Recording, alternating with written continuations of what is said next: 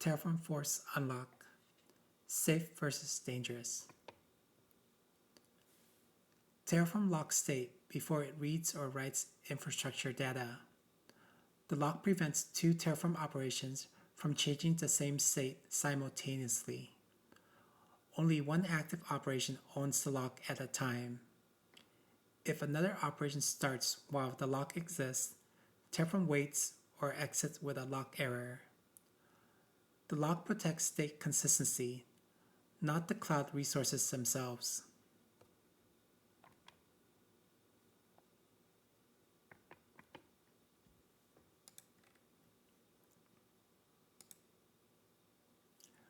Remote state allows multiple engineers and pipelines to share one infrastructure history.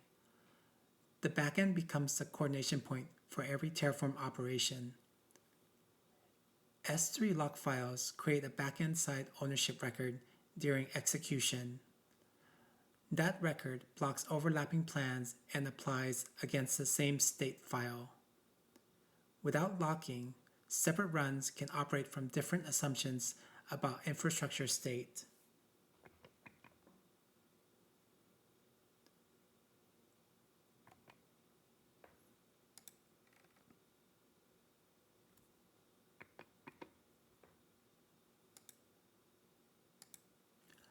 A Terraform process can crash after acquiring the lock. The backend may still report the lock as active, even though the process is gone. Future Terraform runs see the lock and stop execution. Terraform displays a lock ID when this happens. That lock ID identifies the exact backend lock record associated with the failed operation.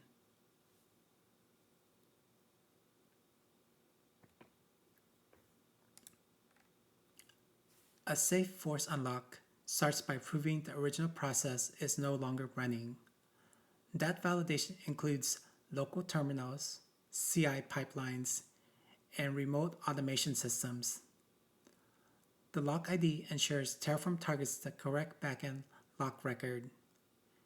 If the original operation is truly dead, removing the lock restores backend coordination safely. The goal is not speed. The goal is preventing concurrent state writers.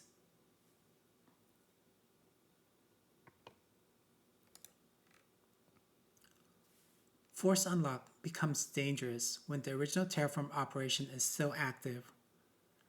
Removing the lock early allows another operation to start against the same state. Both operations can now write infrastructure history independently. Terraform state may record incorrect object ownership or dependency relationships. Future plans may then propose unexpected replacements or deletions because the recorded state no longer matches reality.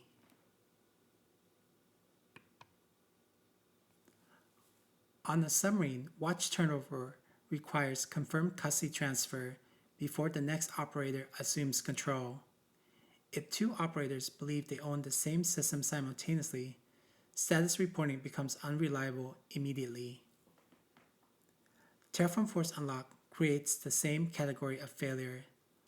The risk is not the unlock command itself. The risk is removing ownership control before proving the previous owner is gone.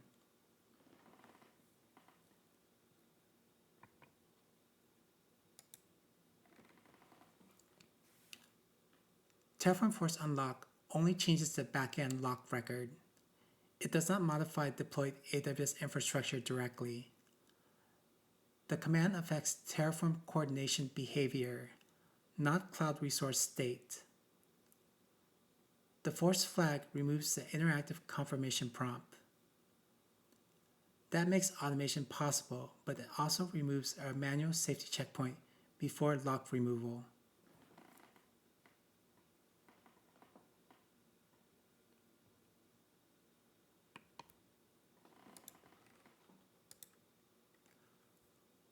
Always verify the backend configuration before unlocking state. The lock ID must belong to the same backend and workspace you intend to recover. Next, confirm that no active local or remote Terraform process still exists. Only after ownership validation should the lock be removed. Once the stale lock disappears, Terraform operations can safely acquire backend ownership again.